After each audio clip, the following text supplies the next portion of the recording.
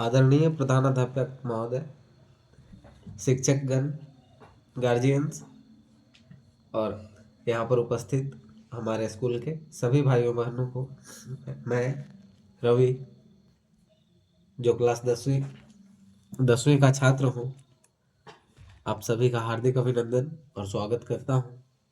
गणतंत्र दिवस के इस मौके पर मैं आप सबों के बीच कुछ शब्द रखने जा रहा हूँ। इसमें किसी भी प्रकार से त्रुटि हो तो एक अबोध बालक समझकर क्षमा कीजिएगा।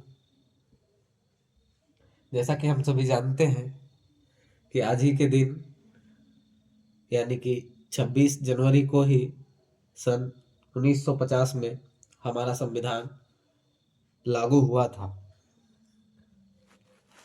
2 वर्ष 11 माह 18 दिनों के लगातार संविधान बनाने की प्रक्रिया चलने के बाद संविधान सभा में उपस्थित देश भर के दूर दराज के तबके से लेकर शहरी, ग्रामीण, ऊंच नीच जो हमारे सोसाइटी में है, सभी प्रतिनिधियों ने मिलकर इस संविधान को बनाया था। उसमें बहुत सी बातों पर बहुत सारे बहस हमें सुनने को मिलते हैं जो हमारा ज्ञानवर्धन करने के लिए आज भी पर्याप्त है। जैसा कि हम सभी जानते हैं कि हमारा संविधान हमें बहुत से मौलिक अधिकार देता है। अधिकारों के प्रति हम अब काफ़ी सचेत महसूस करते हैं। हम काफ़ी पहचानते हैं कि हमारे मौलिक अधिकार क्या हैं। जैसे वो जीवन का अधिकार हो, धर्म को बढ़ावा देने का वो जो अधिकार है, रिलीजियस,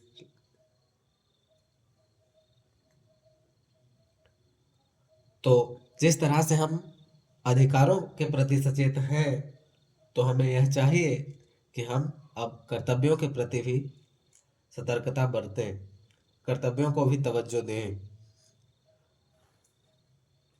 संविधान, हमारे देश का संविधान हम सभी से, जो लोग इस बात को समझ पाते हैं, उनसे यह उम्मीद करती है कि हम जिस प्रकार से अपने अधिकारों के प्रति सचेत हैं उसी प्रकार से हम कर्तव्यों के प्रति भी सचेत हों। जैसा कि हम सभी देख पाते हैं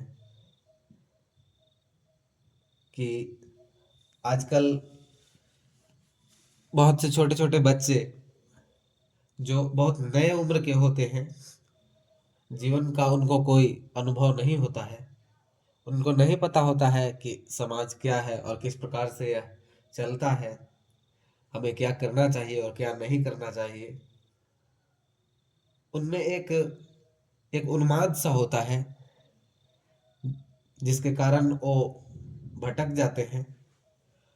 उनको प्रॉपर गाइडेंस की ज़रूरत होती है जो सही समय शायद उनको नहीं मिल पाती है और इस कारणवश वे भटक जाते हैं। आजकल हम देखते हैं कि बदमाशी और इस तरह की बहुत सी चीज़ें, हथियार की का फोटो स्टेटस पे डालना और इस तरह की तमाम चीज़ें जो हमारे समाज में सौहार्द को बिगाड़ने का काम कर सकती है, सामाजिक रूप से हमें भय, डर, नफरत और घृणा से भरी जीवन की ओर ले जा सकती है।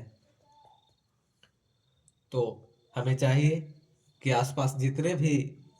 हमारे आसपास जितने भी बच्चे हैं जो बड़े हो रहे हैं, तो उनको हम प्रॉपर गाइडेंस दें, उनको बताएं कि इकट्ठा ये सब बहुत छोटा चीज है और ये दुनिया बहुत ज्यादा बड़ा है, बहुत ज्यादा बड़ा। उनको ये एहसास कराना चाहिए। प्लेटो एक बहुत मशहूर दार्शनिक, एथेंस शहर ग्रीस का, जो ग्रीस देश है, वहाँ का शहर एथेंस, पुरानी सभ्यता, ग्रीक ग्रीक सिविलाइजेशन जो था, तो प्लेटो बहुत महान दार्शनिक हुए हैं, जिन्हें हम भारतीय संदर्भ में जिन्हें हम अफलातून कह के पुकारते हैं। तो उन्होंने कहा था, उनका एक किताब है दरअसल जिसका नाम द रिपब्लिक है। तो उसमें वो जब ग्लॉसियन से बात करते हैं, ग्लॉसियन नाम का एक कैरेक्टर है, तो ग्लॉसन से बात करते समय वो न्याय का एक संदर्भ निकालते हैं कि एक व्यक्ति जो मार खाता है और किसी को मारता है, इन दोनों प्रक्रियाओं से गुजरने के बाद वो उसको यह अनुभव होता है कि हमें कुछ नहीं करना चाहिए, मतलब न मारना चाहिए न मार खाना चाहिए। इस बात पर वो एग्री करता है। वहां से न्याय व्यवस्था शुरू होता है और इसी पर न्याय की पूरी व्यवस्था चलती है दुनिया भर में। नहीं तो मारने में शायद किसी को अच्छा लग सकता है और मार खाने में बुरा लग सकता है, और इस बात को ही अनुभव किया होगा उस शख्स ने जो भी रहा होगा। और उसने बताया कि अगर मारने के बदले अगर मार खाना है तो मैं नहीं मारूंगा, और इस बात पर न्यायिक व्यवस्था शुरू होती है। तो हम बात कर रहे थे अपने संविधान की। तो जैसा कि हम जानते हैं कि संविधान हमें कुछ हक देता है, अधिकार देता है, जिसके लिए हम किसी से लड़ सकते हैं, संघर्ष कर सकते हैं। तो हमें यह चाहिए कि कि वही संविधान हमें कुछ कर्तव्य भी देता है, तो हम उसके प्रति भी अपने जिम्मेवारी का निर्वहन करें। संविधान के अनुच्छेद 52 क्लाउज क्लाउज मुझे ठीक तरह से याद नहीं है, एफ या जी है। तो उसमें साइंटिफिक टेम्परामेंट को इनकरेज करने के लिए लिखा गया है, प्रमोट करने के लिए, मतलब वैज्ञानिक जो सोच है, वैज्ञानिक सोच, उसको बढ़ावा देने के लिए।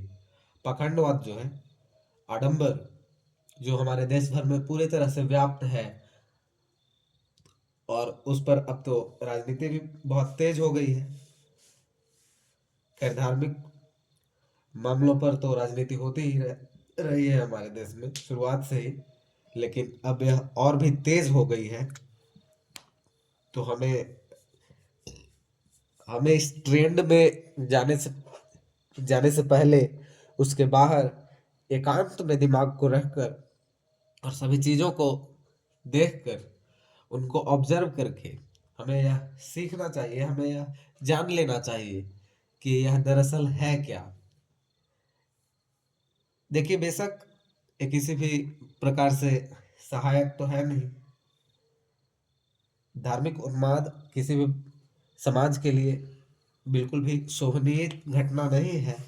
यह एक ऐसा दौर होता है जो समाज को गर्त तक ले जा सकता है, और इसका जीता जागता उदाहरण जर्मनी है, जहाँ का तानाशाह हिटलर, जिसने यहूदियों के प्रति इतनी नफरत भर दी जर्मन लोगों में, ईसाइयों में, कि जर्मनी एकदम टूट गया, बिखर गया, बीच से दो भागों में बट गया, देश बट गया।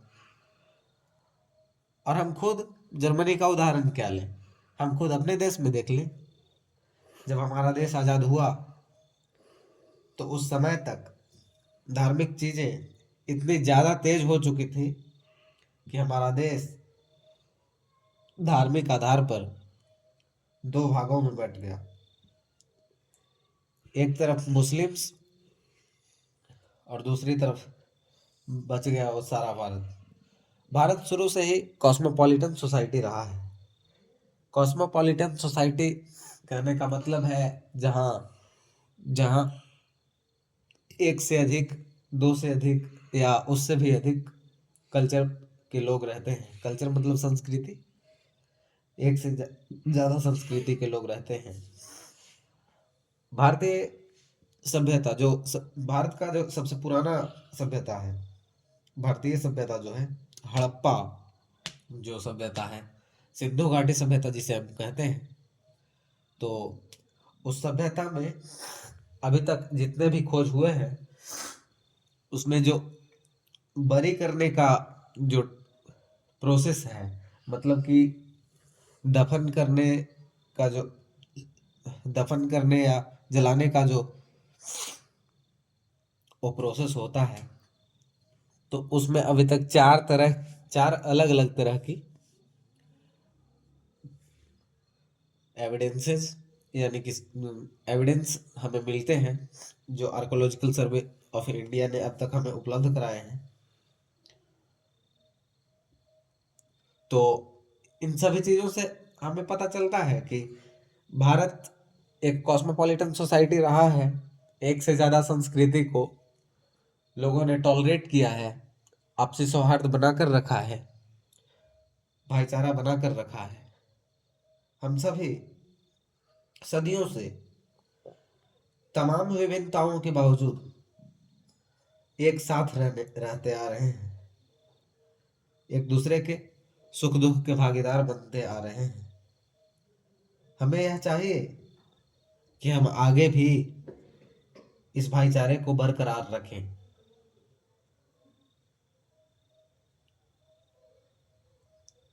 आजकल बहुत से ऐसे नेता हैं जो धार्मिक मुद्दों को बढ़ावा देके, उसके लिए भले ही उनको पाखंड को बढ़ावा देना पड़े, आडंबर को बढ़ावा देना पड़े, लेकिन वो बढ़ावा देते हैं और अपनी राजनीतिक रोटियां सेकते हैं। हम सभी को यह चाहिए कि हम सभी जागरूक बने और किसी के बहकावे में न आए। हम धार्मिक हों, हमारा धर्म है, हम ईश्वर को मानते हैं, इन सभी बातों के बावजूद भी हमें यह ध्यान रखना चाहिए कि किसी दूसरे मत के व्यक्ति से नफरत करना हमारे धार्मिक होने का प्रतीक बिल्कुल भी नहीं हो सकता है, क्योंकि शायद कोई धर्म नहीं है अब तक जो हमें नफरत सिखाती हो, नफरत की पैरोकार हो। खैर, बहुत से धर्मों में ऐसी चीजें देख जाती हैं, लेकिन उन चीजों को दूर करने की जरूरत है। अगर हम धार्मिक होना ही चाहते हैं तो हमारे धर्म में जो अच्छी चीजें हैं, जो अच्छी चीजें रही हैं, उन सभी को बढ़ावा दें। और उसके साथ ही हमारे अंदर यह कुवत भी होनी चाहिए कि अगर उसमें कुछ भी खराबी हो तो हम उसको दूर करें।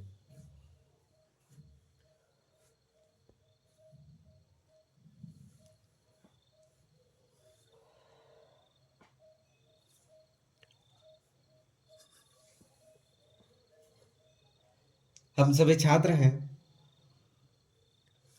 और जैसा कि कहा गया है कि बच्चे किसी देश के भविष्य होते हैं, तो हम बच्चे ही हैं और हम छात्र हैं, मतलब पढ़ने लिखने वाले बच्चे। तो अगर देश के भविष्य हम हैं तो हमें यह चाहिए कि देश के भविष्य को हम बेहतर तरीके से समझें। हम ये समझ पाए कि देश का भविष्य ज्यादा बेहतर कैसे होगा।